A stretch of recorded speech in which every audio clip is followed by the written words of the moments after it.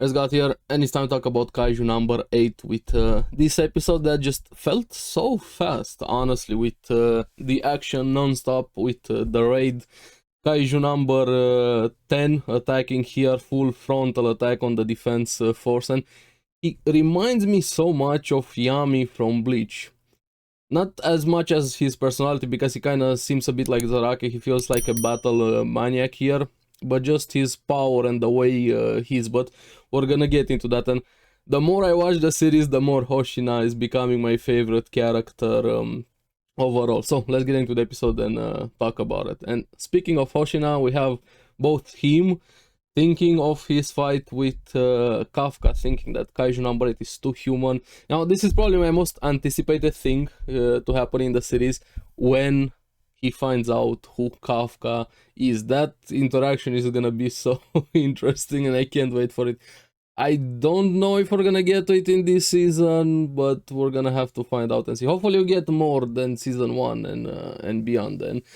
Kafka also thinking of the same thing, but in a different way. He's thinking he doesn't want to disappoint Hoshina, and that 1% expectation that Hoshina has of him. And I like that relationship between them. And sure, he kind of feels a bit guilty having to cover this up from him. But after this, the episode just accelerates non-stop. You see Kafka seeing meteors crashing, and we see later on there's those wyverns, Kaiju, that Kaiju number 10 was controlling last episode. He went for a full frontal assault on the defense force here, and I have to say something. Now, while they're preparing, responding, the attack, everything, Kafka got very curious. Why are the wyverns there? And he tells Hoshina, wyverns are usually solitary, they're never really in groups here, but this time something got them here. And I'm really curious. I really like this knowledge that Kafka has, but I'm also really curious, why don't they give some courses in the defense force about kaijus, how they work, their biology, their habits, their weaknesses, and so on. I feel like the officer would benefit from this quite a lot, instead of just fighting non-stop, because every time we have Kafka being the one guy with information here. And I know he has the history with working in the cleaners, it makes sense, but this kind of feels like, why aren't the officers also getting at least a bit of this knowledge as part of their training here? Now, K10, I'm gonna call him K10 or Kaiju number 10 here, instantly went for the strongest person in the base, and that being Hoshina, because Mina wasn't here, she wasn't present there. At first he had 8.3 fortitude, then I feel like he can, I don't know what those are. You guys remember Kaiju number 9 had those meat bullets? This guy feels like he has air pressure bullets of some sort, instantly goes on the attack on Hoshina, attacks him, but Hoshina dodges there, and they start getting into it a bit. Hoshina versus Kaiju number 10, even saying that he has tougher skin than Kaiju number 8 here. But meanwhile, probably the most hype scene in the entire episode was thanks to Kikor, and we're gonna get to that. I feel like the fight between Hoshina and Kaiju number 10 is gonna ramp up, and we're gonna see a bit more next few episodes. I don't know, I kind of want Hoshina to be the one that beats him, and maybe Kafka transform just helps him, or are we gonna have Kafka versus Kaiju number 10? We're gonna get into that. But here we have the other troops having to deal with the Wyverns there, and they're very strong here. And this is where I say Kafka is the one that tells them attack them in the back, because they're weak there. Front they have very tough skin, and this is why officers need a bit more training there. And here Kikoru comes in, I'm like, I love this so much. She comes, we're just gonna attack the front, who cares, just use power. I like this, when in doubt, smash. I love this, no overcomplicated things and so on. I love characters that just, how about I just don't destroy that thing? I don't need the plan, I don't even just attack the front there. And she has this huge axe. I love big weapons and hot girls. So yeah, her weapon is perfect for her. Apparently she got a custom weapon, even though she says she doesn't like it, she enjoys it quite a lot, and it fits for her perfectly. Even the others commented that it's perfect for her.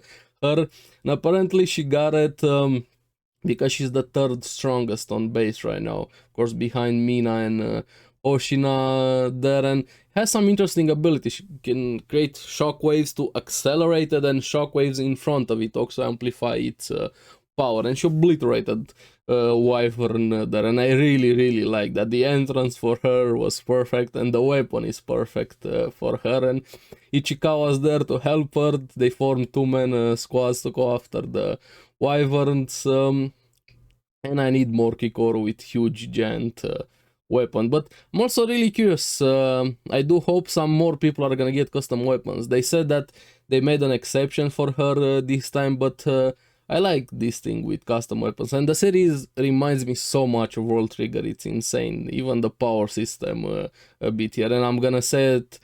Watch World Trigger. Again, I'm gonna say it again. Watch World Trigger. So yeah, we have Kaiju number 10, back to the main fight, so to say. Actually enjoying this fight, and Oshina gets more and more suspicious about the Kaiju. We had him at the start, and even before that, during his fight with Kafka, saying that Kaijus shouldn't have emotions. He felt so human. Even here, being curious, why is this Kaiju number 10 enjoying this fight, and actually gets slammed into a building there, but he cuts one of the arms of Kaiju number 10 and he unleashes his full power. And I love when he goes full power mode here. But Kafka has to hold it back also. He partially transforms a bit. I kind of like he's able to do this to save one of the girls, Minase. And she was like, hey, you can use the suit again. Yeah, sure. I think like there's gonna be way too many inconsistencies. I'm really curious how long is he gonna be able to keep up this facade, because at some point people are gonna have to find out. And even more with how suspicious Hoshina is, how many things he's doing on the battlefield, small things not adding up. I don't know how much longer he's gonna be able to hide this one. And even Kikoru coming in and helping them, and Chigawa kind of telling, don't just jump to transforming instantly. I'm kind of paraphrasing a bit. Trust your fellow officers here. And then they have reinforcements coming in, and Kafka is proud to be in the 3rd division here. I do hope we're gonna see the other divisions, since they are the 3rd here. But back to the fight, Kaiju number 10 with Hoshina.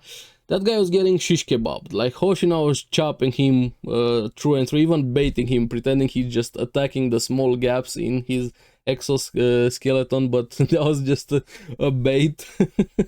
I really liked his personality there, the way he's, when he's fighting, going serious mode as opposed to his Joker mode like he's usually.